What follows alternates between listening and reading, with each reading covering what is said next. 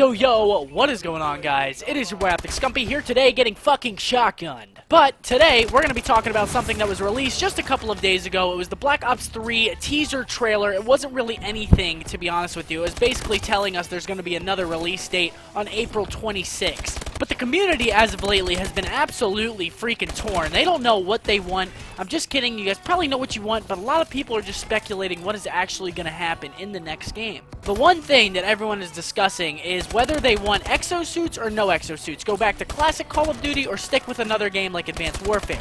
Now, a lot of people were saying that the game, there was this little snippet that was released that said it was like a futuristic game, and people were taking that they're exosuits off of that little snippet of information. Until we see actual gameplay of the game, we can't judge the game at all. We don't know what it's going to be like. It could literally be anything.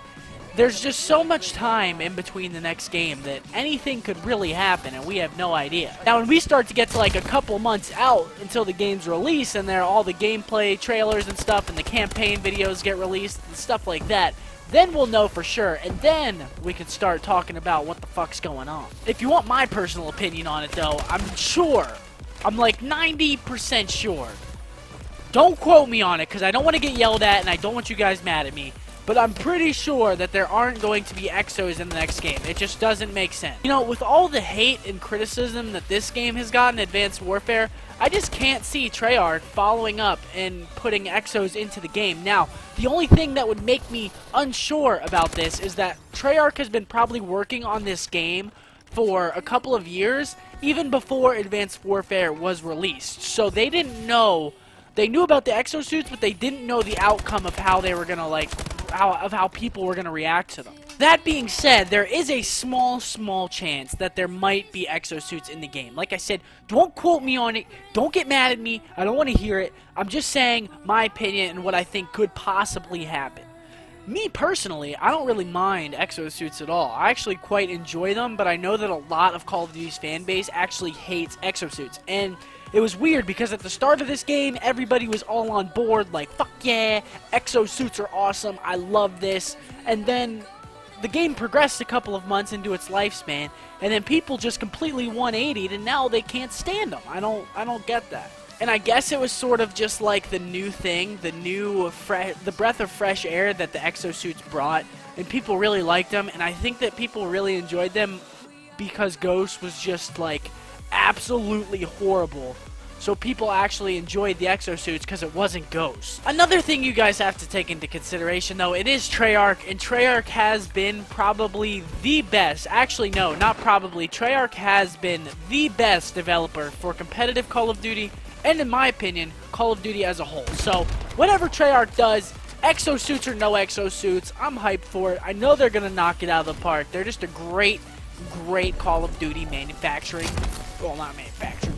They know how to make Call of Duty, basically. Von der Haar we trust. Von is the man. Von always gets the job done. Von always listens to criticism and things that could be changed on the game competitively. So, like I said, always excited for a Treyarch Call of Duty. Another thing I wanted to speak about just a little bit is that people wanted a World at War style Call of Duty, and I was all for that. I loved World at War 1.